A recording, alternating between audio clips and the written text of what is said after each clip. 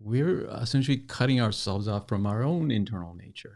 Our bodies, even, we're not even connected to like our physical body. Yeah. So Jung's work was about individuation. Like the personal psychology that he developed was very much about getting in touch with your personal nature, looking inward, very much like in Eastern philosophy, where you turn the senses inward to see the true self. He thought would reconnect us to nature, to our true nature first, and then through that process, of course, to the world.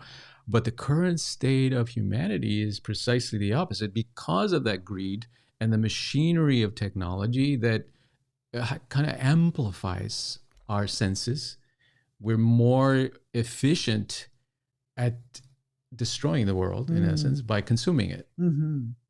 We're bent on consuming this world and dominating nature and treating it as dead matter instead of seeing it as this is an interconnected world universe that requires our attention and careful consideration as to how we use it.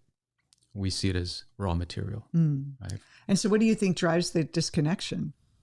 Is it that need to dominate again? And almost like a rejection of our ancestors in a way, like living in caves and painting on walls and scavenging for food and living in that rough, almost like we want to let go of that. And we want to, again, be the persona of this cultured, intelligent species and forgetting our wildness. And I think a lot of Jungians talk about this, like that wild side that we want to tap into. And when we go camping, I know a lot of people like to go camping and it's like, oh, this feels so good. I don't know why. Or go on a hike and you're feeling surrounded by nature and you're just like, why does this feel so good? And it's because we're so disconnected. And then there's people that never do anything in nature except maybe play golf, and that's their natural experience. But that's really, the golf courses are really bad for the environment. So they're really not doing what but we have that craving, right? The craving to be connected to something and dominate it externally. Yeah. Again, if we look at the individual as a way of getting a sense of how we can work at the collective level. So at the individual level, the first stage is to integrate the shadow, meaning to understand that this show that we're putting on, this mask that we're appearing collectively as this civilized species that is highly technological and very oriented towards outer space and these kind of things, which are great. We don't want to deny those things.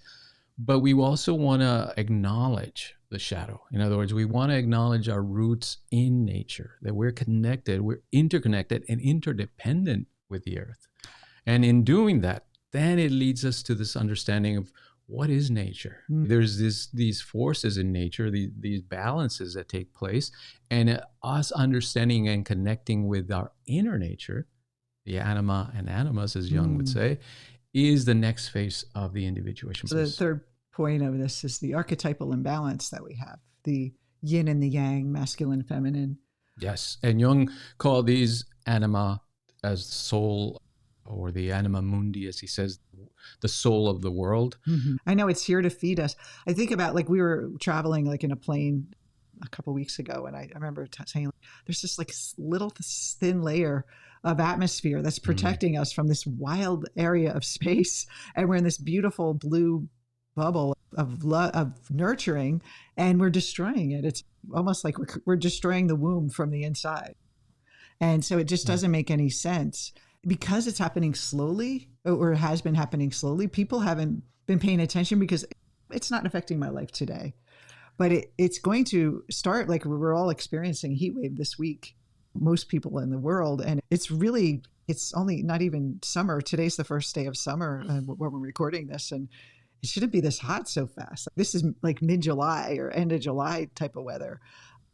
When are we going to stop? When are we going to pay attention to this, and what can we do? Yeah. And so the individual path of individuation begins with this shadow integration, moves on to the integration of the anima or animas, depending on the balance of the individual psyche, and then towards these larger archetypal elements, so that it's a journey towards wholeness. It's a journey towards more inclusion. Collectively, what that would mean,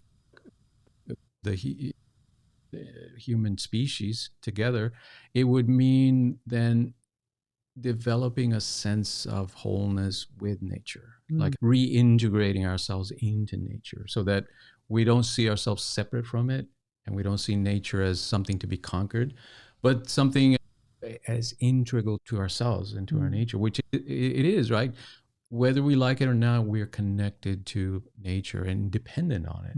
We have to eat, we have to breathe, we have to use water, and all those are provided by Mother Nature, free of charge, essentially. It's a gift.